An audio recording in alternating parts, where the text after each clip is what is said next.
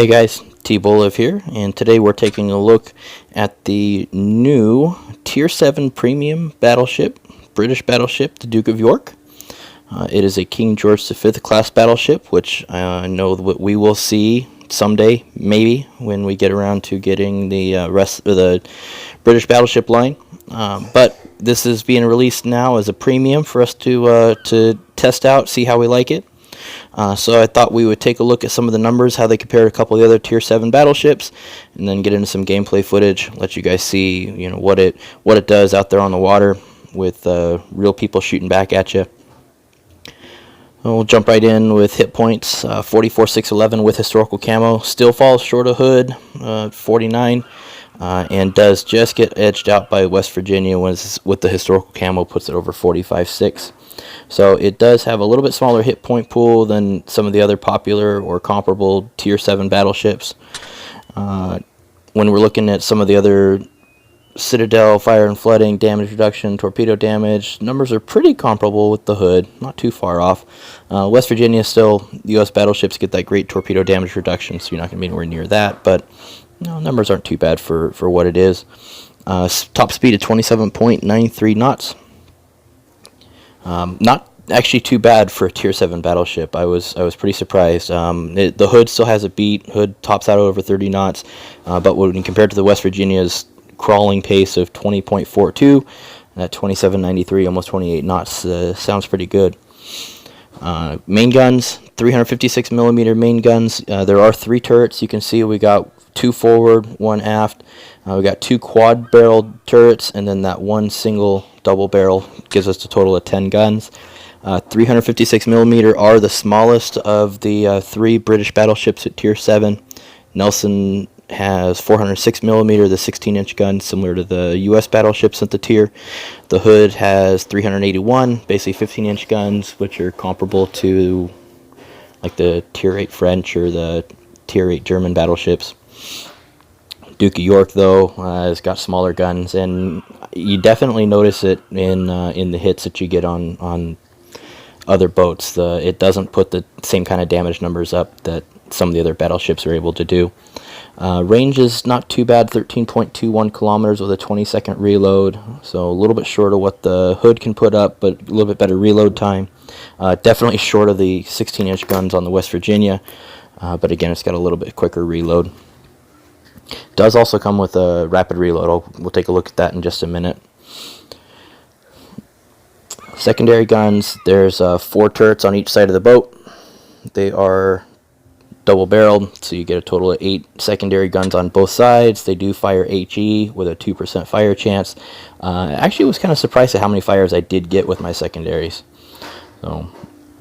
And then AA, this is the area that I was probably the most surprised on this boat, is the AA is just crazy. So large caliber is 202, small caliber is 348. I am running the equipment in slot 1 that boosts not only my secondary gun range, but also the AA range. So the numbers that you see there for AA range are modified, but I definitely felt it was worth it. Just to give you a comparison, we'll take a look here. You can see the hood's AA, which is not too shabby. It's in and of itself is not anywhere near as good as the Duke of York's. Just to refresh our memory on those numbers, 202 and 348. West Virginia, which is one of the better anti-aircraft ships at Tier 7, has better large caliber AA damage, but the small caliber on the Duke of York definitely makes up for whatever the large caliber lacks, almost 100 points more than the West Virginia there, 348 versus 247. It's actually 101 points. And then a little bit better surface detection than the West Virginia. So all in all, I mean, stat-wise, it doesn't look too bad. They've tried to balance it pretty well, I suppose. We'll take a look here at the elite bonuses. Internal bulkhead upgrade or improved main armor belt. I think you could make an argument for either one. I have been running improved main armor belt. It's really going to come down to your preference, but I don't know that one is really better than the other. I think they're going to be pretty comparable as far as what you're going to get out of them. As I mentioned, does come with rapid reload. You get 2 of those, rapid reload 1. You can always add a third with captain skills. And it is the first battleship in WoWS-Blitz to come with a smoke generator. It is smoke 1, and you only get one of them. My feelings on the smoke with this boat is that it's really best used in one of two situations, either to A, smoke up somebody on your team that you happen to be rolling by who needs the help, or B, to be used to cover your own retreat. What I found, and this kind of makes sense to anybody who's played battleships, if you're trying to smoke yourself, you're either going to have to be A, stopped already, in which case you're now a really big ship sitting in a very small smoke cloud, so while they can't see you, it's not all that hard to guess where you are. Or B, you're running full speed and you decide to pop that smoke, and by the time you get your ship stopped in order to take advantage of that smoke, you're probably not sitting in it any longer, and by the time you get your ship reversed and back into the smoke again, it's running out. So the smoke, is, while in theory is a very nice addition, I feel that its use is really limited to either covering your own withdrawal or helping out an ally. So take that for what it's worth. What else did we want to look at here? Captain skills, I suppose we can look at that. I did throw BD on here, mostly because if I'm only going to get one smoke, I want to get the most out of it. So I did throw Mistweaver on there, a little bit bigger size of the smoke screen and a little bit longer duration. Otherwise, pretty standard battleship build. Nothing too fancy on it. Yeah. So, anyways, I think that's about it. So we'll jump into some gameplay, and yeah, we'll see what we can get looked at over there. So I thought we'd start off with a few of the better clips to kind of show you what the boat can do. I think my biggest complaint with this boat is that at the mid to long range, the accuracy is terrible. There's a number of clips in here that you'll see where I've got battleships broadside at 9 to 10 kilometers stationary, and I'll get 4, 5, maybe 6 hits out of 10, which probably wouldn't be fine, or would be okay if the reload was a little faster or if the guns hit a little bit harder. But with the smaller caliber guns that don't quite hit as hard as some of the other tier 7 battleships, it really leaves a lot to be desired. So that was actually a decent salvo there. That was 8 hits, and I think that's the first time I've ever knocked out 4 modules in one salvo before. I was pretty shocked when that happened. But Pensacola, about 10 kilometers, and 4 hits. 1 Citadel, that definitely helped. But again, just kind of goes to show that that 4 hits was a little disappointing. Here's a Brooklyn, just about 9 kilometers, and he's pretty well broadside. He was turning. 4 hits was a little disappointing. Gneisenau, 10 kilometers.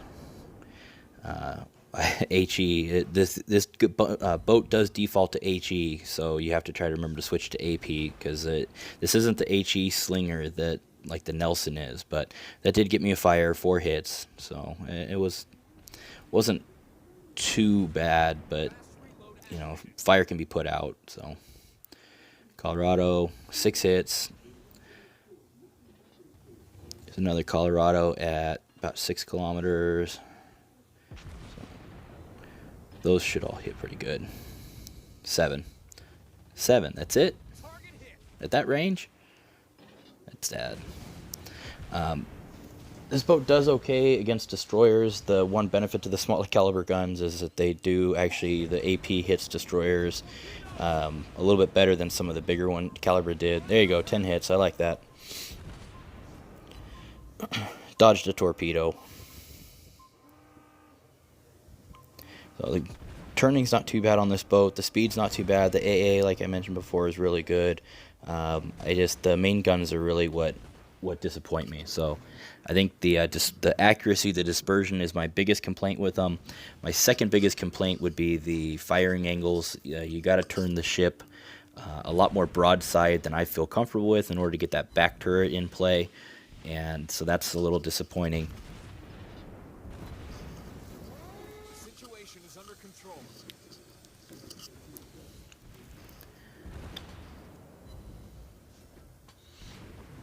Enemy torpedo spotted. Unfortunately, I am going to eat those torpedoes. There's no getting out of that, but I do take him down before I end up getting spanked on the other side by the other destroyer that was circling around behind me.